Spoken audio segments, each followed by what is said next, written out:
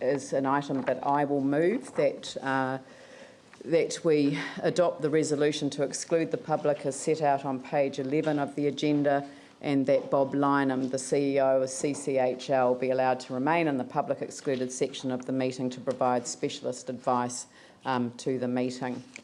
Seconded by Phil Clearwater. Is there any discussion? Yanni? Thank you.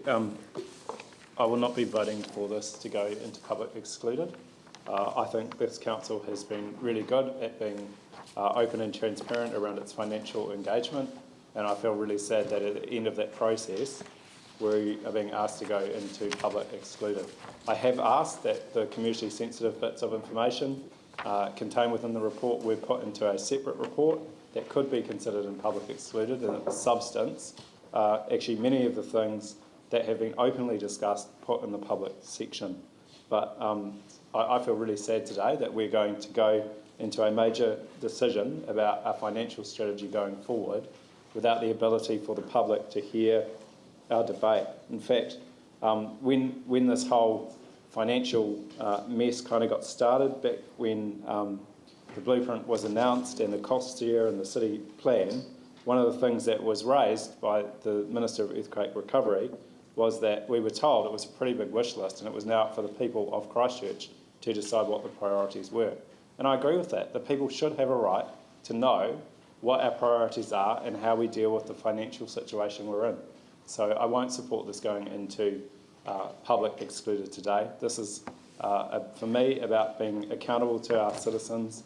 It's about being open and transparent, which are core values which I stood on, and I am not prepared to sacrifice that for this report.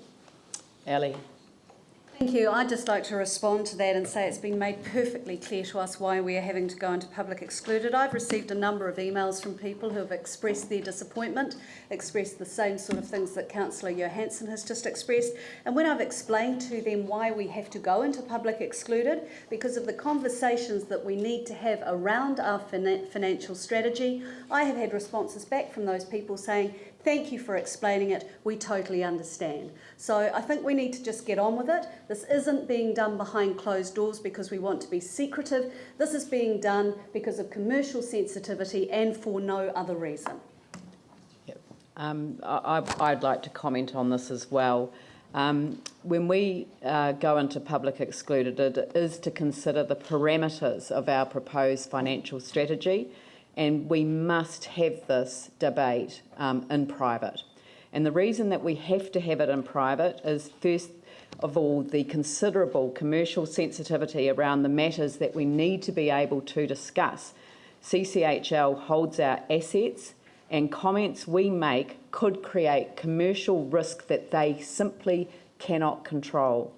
Second, there are assumptions contained within our proposed financial strategy that we cannot disclose in the public arena at this stage, so they will be disclosed in the future. The numbers that I'm talking about will crystallise at some point: insurance recoveries, further government contribution to the horizontal infrastructure spend, and timing, scope and ownership of the anchor projects. All affect the numbers we are solving for. These numbers may change between now and then. The independent review of the horizontal infrastructure is soon to get underway, and it will inform our discussions with the Crown. We will be explicit in the documentation that is debated at the end of February and which will go out for public consultation in March. So the reason for today's debate to be conducted in private is so we can ask searching questions of a commercial nature without any of the risks that public disclosure could entail, and we can debate these issues without fear that we would jeopardise our position as an organisation or any of our individual assets. At the end of the meeting, I will release the decision so people can consider the parameters that our proposed financial strategy will contain. The full proposed financial strategy will not be released at this time. It will be released at the same time as the consultation document on the LTP. So I shall put the motion. All those in favour say aye. Aye. Those opposed say no. That's carried, and please record Councillor Johansson's vote against. Thank you. The meeting will now be conducted in private.